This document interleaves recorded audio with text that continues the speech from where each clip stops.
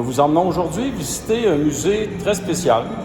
Ce n'est pas un musée maya, ce n'est pas un musée aztèque des Zapotèques, c'est le musée de la torture. Alors, cœur sensible, s'abstenir, parce que certaines choses pourraient vous offusquer.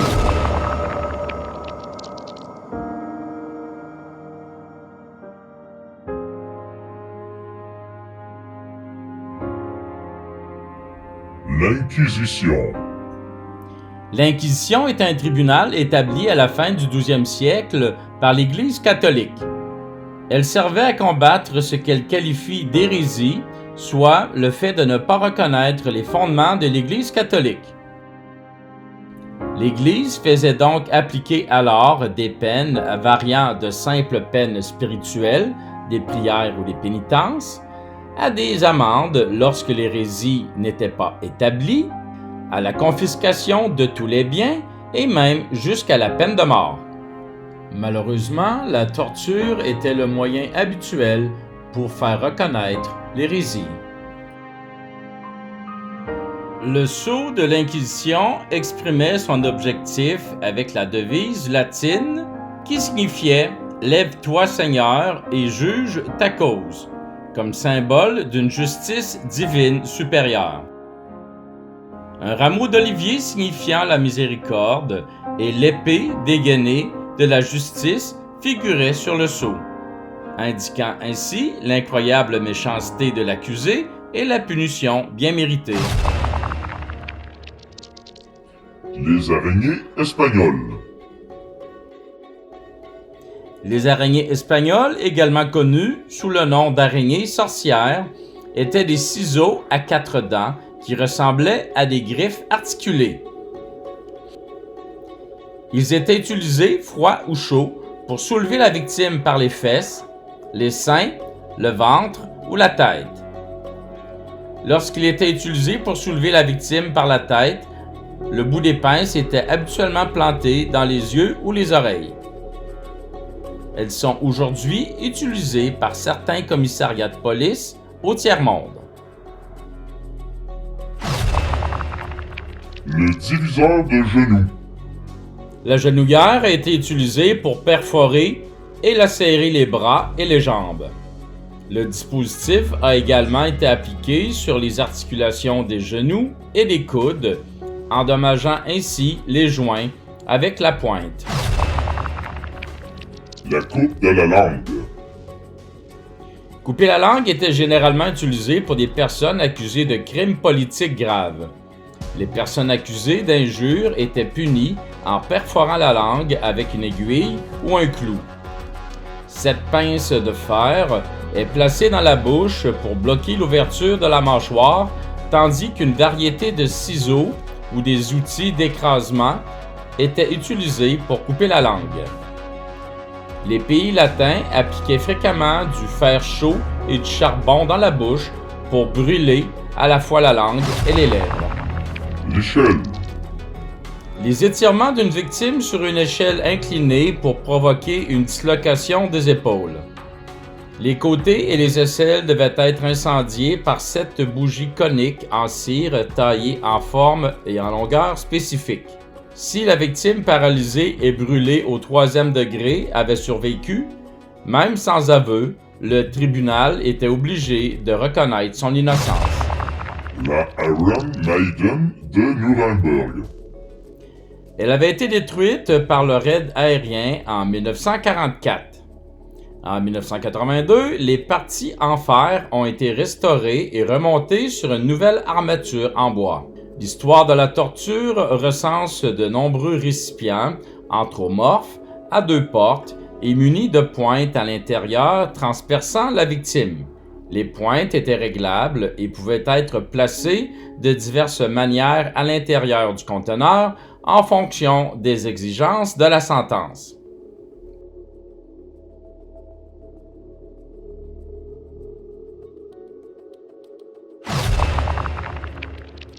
Le broyeur de tête. Le menton de la victime est placé sur la barre inférieure et le dessus est poussé vers le bas par une vis. Le résultat est fatal. Les dents sont écrasées dans les petits trous, brisant l'os. La pression est maintenue jusqu'à ce que le cerveau traverse le crâne fragmenté. Le collier de punition avec pointe. Cet instrument, doté de pointes métalliques de toutes parts, pèse plus de 11 livres. Le collier est fixé autour du cou de la victime, généralement pendant que celle-ci est enchaînée à un mur de donjon.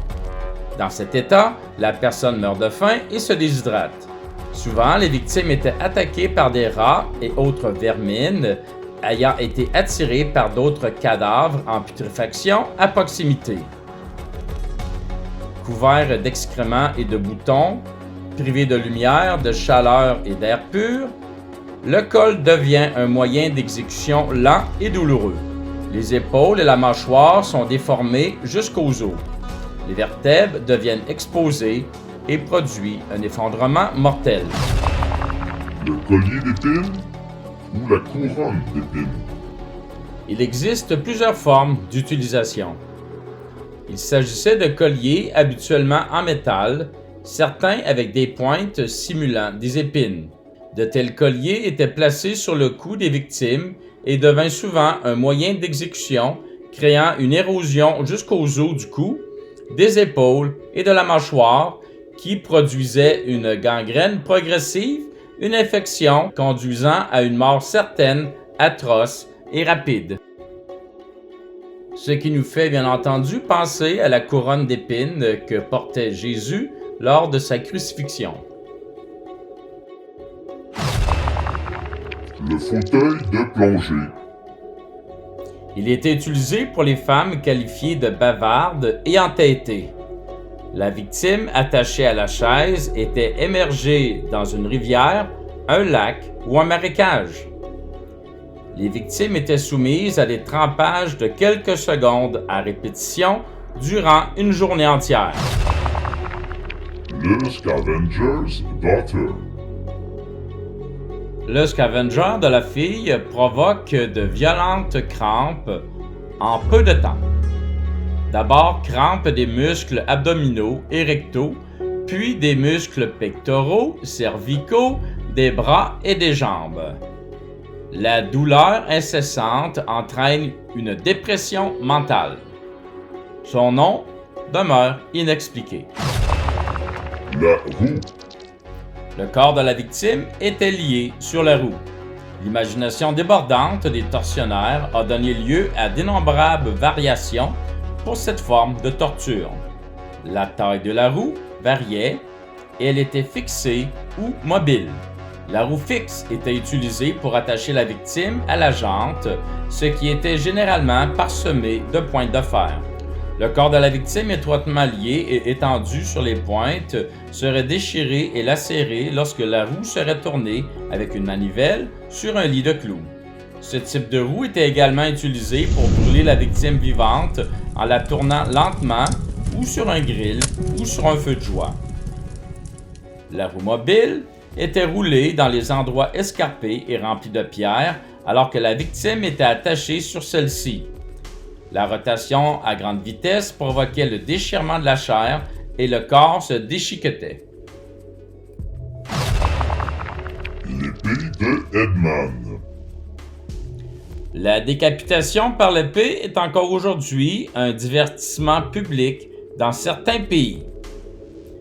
Un coup horizontal du bourreau sépare la tête du corps.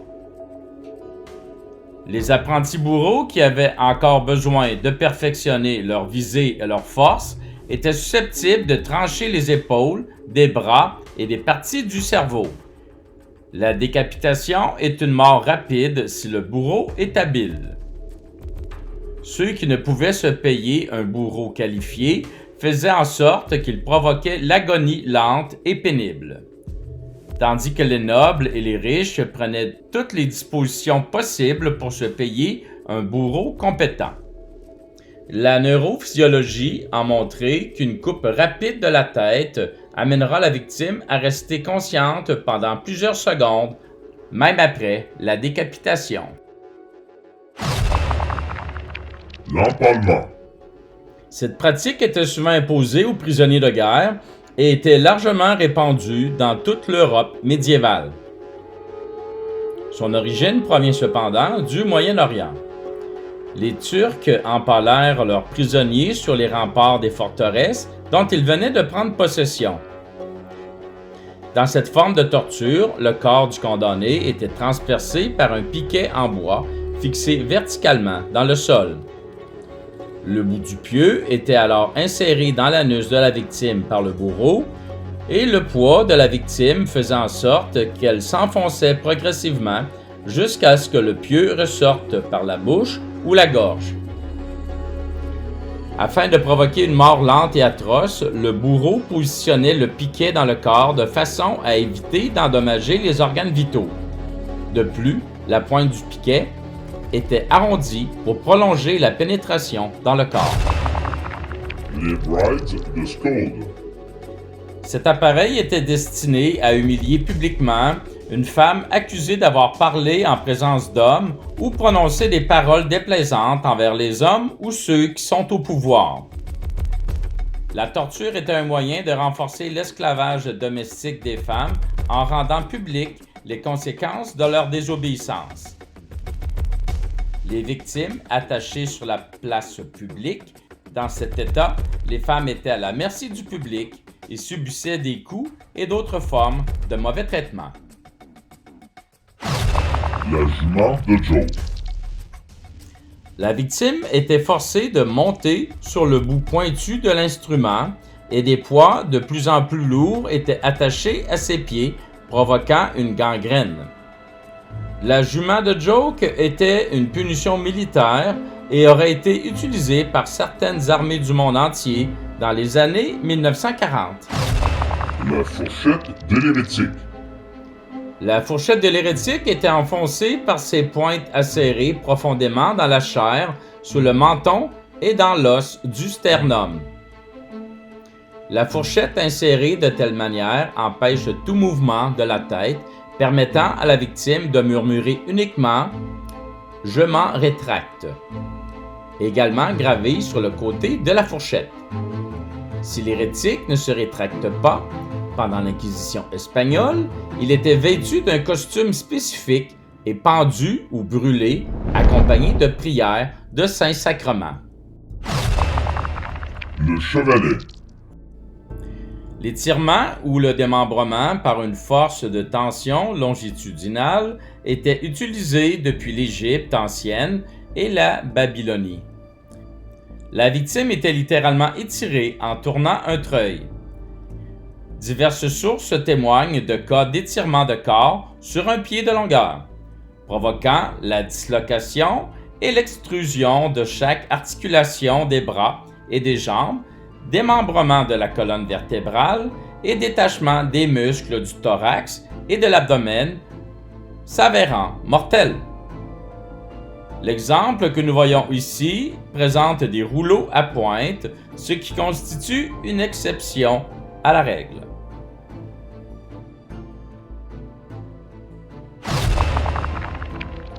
Le baillon de fer ou bride muette. Le but de cet appareil est d'étouffer les cris ou de réprimer la femme. La boîte en fer à l'intérieur de l'anneau est introduite de force dans la bouche de la victime et le col était attaché derrière son cou. Un petit trou permettait le passage de l'air. S'il était bouché par le bourreau par une simple pression du bout du doigt, cela produisait une suffocation en quelques secondes.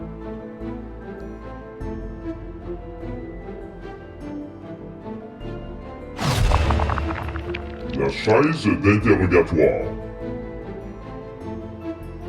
La chaise d'interrogatoire était un outil de base utilisé par l'inquisiteur. La victime nue était assise sur les pointes. La souffrance augmente en se balançant ou en frappant les membres de la victime.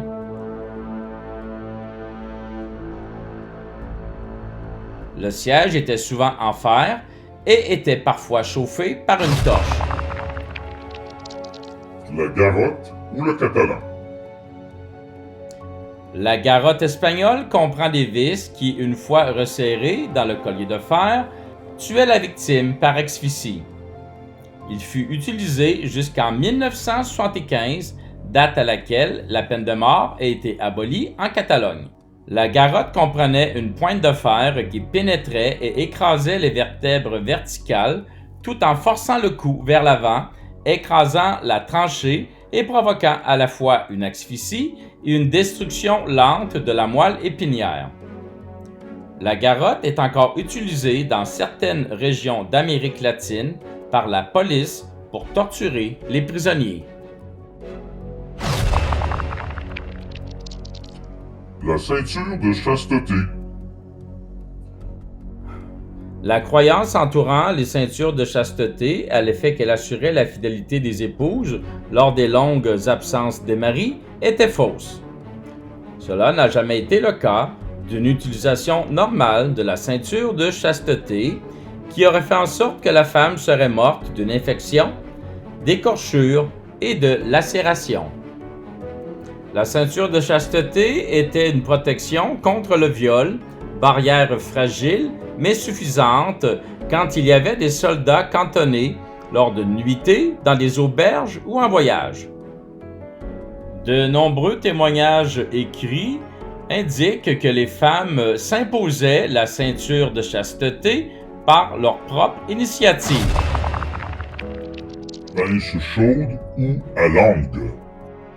Tenaille et pince utilisées, chauffées ou froides étaient des outils de base dans le coffre d'outils de chaque bourreau. Chauffée, la pince servait à retirer le nez, les doigts, les orteils et les mamelons.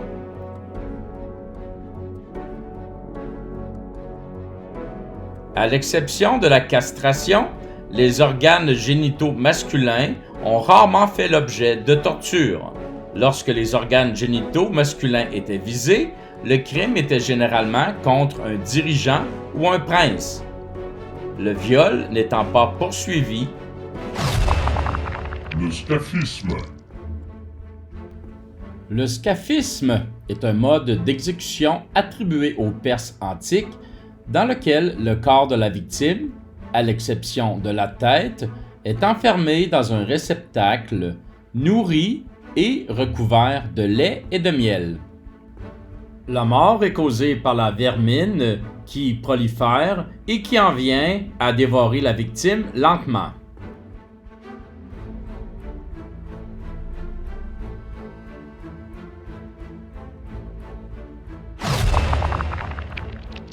Le berceau de Judas. La victime, généralement nue et tirée vers le haut à l'aide d'un treuil, est placée au-dessus du siège en forme de pyramide avec la pointe insérée dans l'anus ou le vagin, puis est descendue très lentement par les cordes.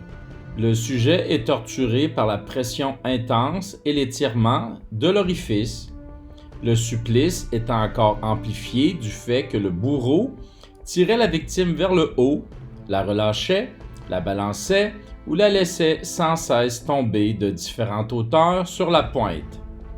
Finalement, la victime mourait empalée. La poire d'angoisse. Il s'agit d'une sorte de petite boule qui, par des ressorts ou une vis située à l'intérieur, venait à s'ouvrir et à s'élargir, de sorte qu'il n'y avait aucun moyen de la refermer sauf à l'aide d'une clé. Elle était placée dans la bouche des victimes ou dans l'anus. Le sciage.